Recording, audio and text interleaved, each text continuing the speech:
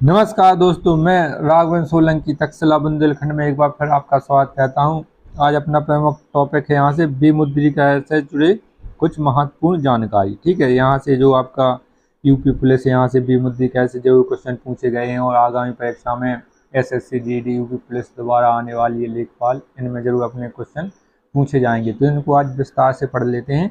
तो जो भी अभ्यर्थी हमारे चैनल पर पहली बार जुड़ रहे हैं तो वो हमारे चैनल को सब्सक्राइब जरूर कर लें, लाइक करें और अपने मित्रों को शेयर कर दें। ठीक है, जो आगामी परीक्षाओं की तैयारी कर रहे हैं उनको शेयर कर दें। तो इसमें क्या है, विमुद्रीकरण। विमुद्रीकरण से आपने जानकारी प्राप्त करनी है। इसमें छोटे छोटे क्वेश्चन पूछे जाते हैं। विमुद्रीकरण का अर्थ क्या होता है, इस पर मुद्रा का क्या प्रभाव पड़ता है, तो इसको विस्तार से आज चर्चा करें। तो जहाँ कहीं भी अपने नोट्स बना रहे हैं उसको जरूर लिख लें, क्योंकि यहाँ पर संपूर्ण जानकारी मिलेगी कब कब हुआ है, अब विमुद्रीकरण कितनी बार हो चुका है अभी तक, जिस पर चर्चा करेंगे वो क्या होता है विमुद्रीकरण। तो विमुद्रीकरण जब सरकार पुरानी मुद्रा को समाप्त कर देती है और नई मुद्रा को चालू करती है उसे विमुद्रीकरण कहते हैं। जैसे कोई पुरानी एक हजार के नोट हैं, 500 के नोट हैं, इनको बंद कर दिया और नई मुद्रा जैसे 2000 के नोट या इन्हीं को अपडेट करके इनका कलर चेंज करके या इनका फोटो चेंज करके गांधी जी की फोटो हटा के लाल कलर कर दिया, तो इन्हीं का अपडेट वर्जन लाता है सरकार लाती है, तो इसको विमुद्रीकरण कहते हैं। विमुद्रीकरण से आपको क्या लाभ होता है, विमुद्रीकरण के कुछ मकसद होते हैं। एक काले धन पर नियंत्रण कहते हैं, जिसके पास जैसे किसी के पास काला धन होगा, किसी के पास एक कमरे में, बहुत बड़े कमरे में रुपए रुपए भरे हैं 500 हजार की, जब ये नोट बंद हो जाएंगे, इनका कलर चेंज हो जाएंगे, तो इनके जो 500 रुपये इनके मूल्य पर दिखे हैं इनकी पूरी समाप्त हो जाएगी। ठीक है, ये शून्य हो जाएंगे। जैसे आज किसी को 500 रुपये का नोट डला मिल जाए तो कोई नहीं उठाएगा, क्योंकि इसकी वैल्यू ही खत्म है। इसमें जो इनकी संख्या लिखी रहती है 500, 100, 200, 1000, तो इनकी वैल्यू खत्म हो जाती है, कागज के समान हो जाती है। फिर मुद्रा नहीं रहती, ना ये रुपया रहती ना ये मुद्रा। ठीक है, इनकी वैल्यू समाप्त हो जाती है विमुद्रीकरण में। तो आगे चलते हैं।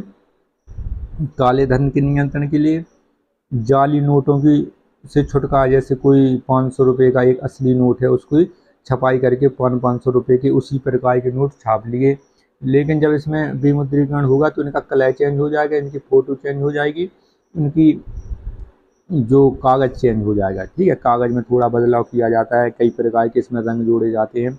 तो इससे जो जाली नोट छापे हुए रखे हैं या जाली नोट चला रहे हैं तो उनकी मशीनें ख़राब हो जाएंगी, वो छापना उनकी वजह से छापना बंद हो जाएगा, क्योंकि जो वे पहले नोट छापते थे, जौन सा उनको कलर प्राप्त था, जौन सी उनकी मशीनें थी, उनकी आकार बदल दिया गया नोटों का, उनके चिन्ह बदल दिए गए, उनके कलर बदल दिए गए, जिससे उनको फिर से शुरू करने में बहुत दिक्कत आती है, जिसके काला बाजारी या काल जाली से नोटों को अपन को छुटकारा मिल जाए। जाली नोट मतलब नकली नोट। मुद्रा के रूप में स्थिरता करना। ठीक है, किसी के पास ज़्यादा रुपए हो गए, बैंक भरे हैं, कमरे भरे हैं, किसी के पास बहुत कम रुपए हैं, तो इसको एक समान में लाना कि जिसके पास ज़्यादा है वो खराब हो जाएंगे, जिसके पास कम है वो धीरे धीरे बढ़ोतरी करने लगेगा आय की वजह से। कौन जे रुपए रखे हैं आपके मिट्टी के समान हो गए, मतलब कागज़ के रूप में प्रयोग किए जाएंगे, क्योंकि आपका जो धराधन है वो आपके रखा हुआ धन है वो गरीब तक नहीं पहुंच पा रहा, वो रखा है, सीमित है वो। तो इसी को जैसे जो जिसके पास रखा है तो उसके भी सीमित हो जाएंगे, एक कागज़ के समान हो जाएंगे, और फिर से शुरू की जाएगी जो मुद्रा, जितनी ज़रूरत पड़ती है भारत देश सरकार को, तो उसके हिसाब से इसमें फिर से गरीबों के पास जो काम करेगा उसके पास, सबके पास धन दोबारा आने लगेगा। मुद्रास्फीति से निपटना होता है। मुद्रास्फीति मतलब मांग ज़्यादा बढ़ गई, रुपये हो गए, किसी वस्तु 20 रुपये में आ रही तो वह 50 में मिलने लगी। तो मुद्रास्फीति क्या है, वस्तु की कीमत बढ़ना, रुपये की कीमत घट जाना, वस्तु की कीमत बढ़ जाना। जिसके पास रुपये वापस हो जाएंगे तो आपके पास 5 लाख रुपये रखे हैं जाली नोट, वो वाले बंद कर दिए गए, तो आप नए नोट छपेंगे तो आपके पास तो नए नोट 500 से शुरू होंगे, 1000 से शुरू होंगे, फिर शुरू होंगे। तो जो आप 100 रुपये की चीज़ 250 रुपये में खरीद लेते थे वो आप नहीं खरीद पाएंगे, जिससे मुद्रास्फीति पर नियंत्रण किया जा सकता है आसानी से। तो आगे चलते हैं। भारत में विमुद्रीकरण की शुरुआत 12 जनवरी 1946 को हुई थी। उस समय ब्रिटिश सरकार और आरबीआई गवर्नर चिंतामन द्वारकादास देशमुख थे। ठीक है, इनको सीडी देशमुख के नाम से भी जाना जाता है। सबसे पहले आरबीआई के भारतीय गवर्नर बने थे सीडी देशमुख। ये हर बार क्वेश्चन में, परीक्षा में क्वेश्चन बनता है, तो ये इसको जरूर याद रखना है। सीडी देशमुख आ गया, चिंतामन द्वारकानाथ देशमुख। तो इन्होंने क्या किया था, 500, 1000 और 10,000 रुपये के नोटों को बंद कर दिया। ये तो आज हमें पहली बार पता चला कि 10,000 के नोट भी चलते थे इससे पहले। तो 10,000 के नोट चलते होंगे लेकिन चलन में नहीं थे। ये क्या होता है, म्यूजियम में रख लिए जाते हैं, किसी विशेष व्यक्ति की पुण्यतिथि पर या जन्मदिन पर इनको जारी किया जाता है। जैसे अपने यहाँ 100 का सिक्का चलता है, 150 का सिक्का, 500 का सिक्का, लेकिन ये म्यूजियम में रखे रहते हैं। सरकार के जो म्यूजियम होता है जो उसमें रख दिए जाते हैं, केवल इसको जारी किया जाता है कि हाँ इतने चले हैं, अखबार में चला जाता है, लेकिन ये आम लोगों के चलन में नहीं आते कि दुकानों पर चलने लगे।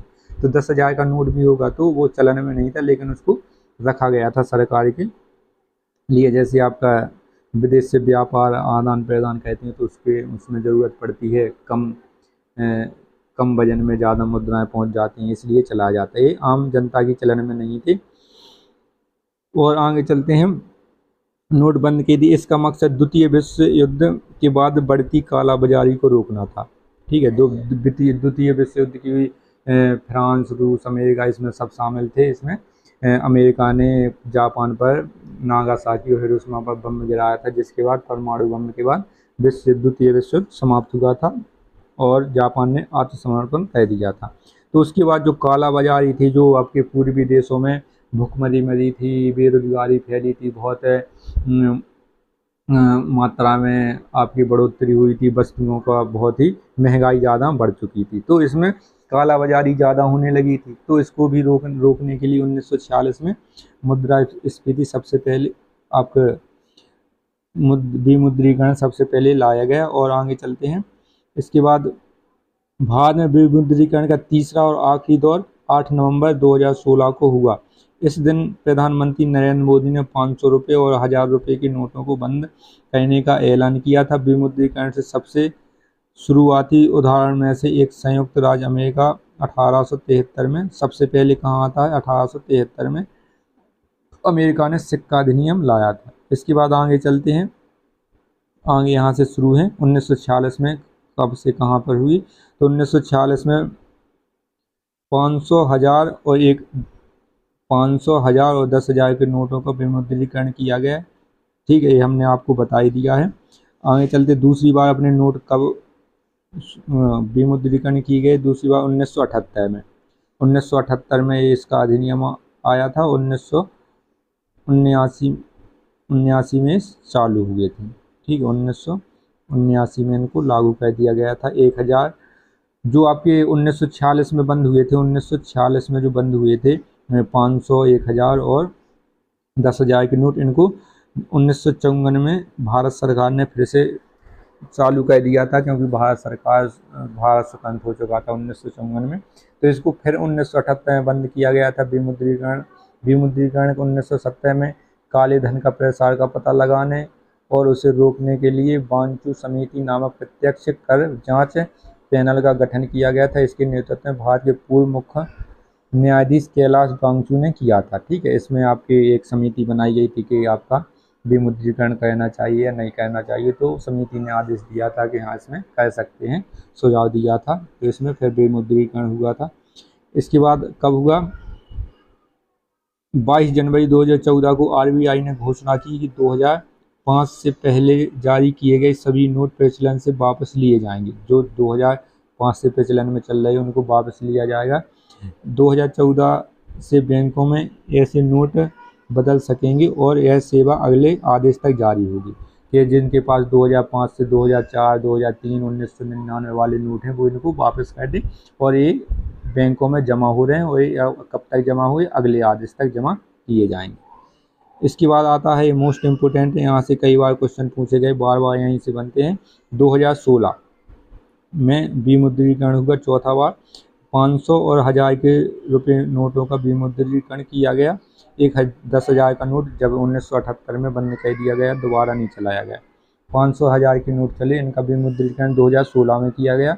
डेट इसको याद रखना है 8 नवंबर, ठीक है। 8 नवंबर रात के 8-9 बजे प्रधानमंत्री नरेंद्र मोदी जी ने घोषणा की थी। शायद भारत में सबसे ज़्यादा याद की जाने वाली नोटबंदी तारीख है, क्योंकि ये पेपर में भी पूछी जाती है और ये अभी करेंटली है वर्तमान में।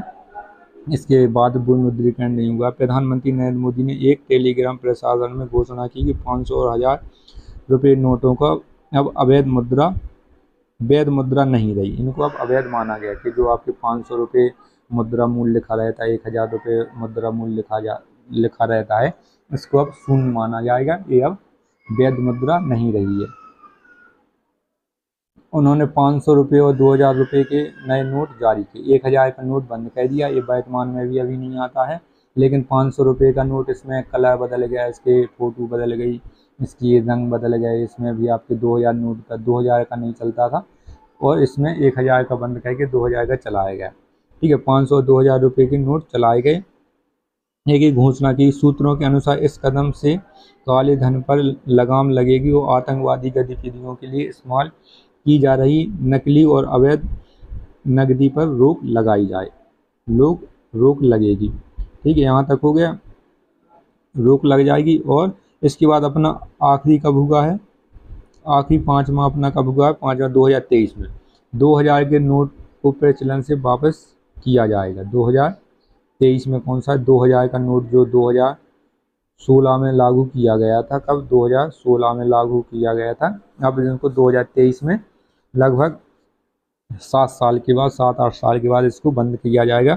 इसकी घोषणा कब हुई थी, 19 मई 2023 को आरबीआई ने अपनी क्लीन नोट नीति के तहत 2000 रुपये के नोट बंद करने की घोषणा की। लोगों के पास बैंकों या आरबीआई नामित कार्यालयों में ऐसे नोट बदलने के लिए 30 सितंबर 2023 तक का समय रखा। इसमें पूछा था कि 2016 में पहली बार विमुद्रीकरण हुआ था, तो इसकी अंतिम तिथि कौन सी, तो 30 दिसंबर रखी गई थी। 30 दिसंबर 2016 तक नोट वापस कर लिए जाएंगे। और 2000 के नोट को कब तक वापस करने के, 30 सितंबर 2023 तक इसको वापस करने का समय निर्धारित किया गया है। ये आपका आगे भी बढ़ सकता है, लेकिन हालांकि इसमें क्या है, 2000 रुपये के नोट उस तिथि के बाद भी वैध मुद्रा बनाए गए। इनको अभी अवैध मुद्रा घोषित नहीं किया गया है सरकार के द्वारा। सरकार ने ये कहा कि इनको जमा करवा दें। जब ये वैध मुद्रा हो जाएंगे तो इनके मूल्य बिल्कुल भी नहीं चलेंगे। अभी भी कहीं कहीं 2000 रुपये के नोट देखने को मिल जाते हैं, ठीक है। सरकार ने अभी पूर्ण तरीके से इसको अवैध मुद्रा घोषित नहीं किया है। इसमें ये कहा कि इसको जमा करवा दें। तो ये विमुद्रीकरण हो गया है। यहाँ से आपके जरूर क्वेश्चन पूछे जा रहे थे कई बार, तो हमने सोचा इसको एक ही क्लास में आपको पूरा कंटेंट दिया जाए। तो ये जहाँ कहीं अपने नोट्स बना रहे हैं तो इसको ज़रूर लिख लें, क्योंकि ये ऐसी बार क्लासें आपको नहीं मिलती हैं देखने को। और आगे जल्दी ही हम अपना अगला वीडियो देखते हैं कौन सा आपका टॉपिक ज़्यादा पूछा जा रहा है, तो वो डालेंगे। ऐसी वीडियो देखने के लिए हमारे चैनल को लाइक करें, शेयर करें, सब्सक्राइब करें। जय हिंद साथियों।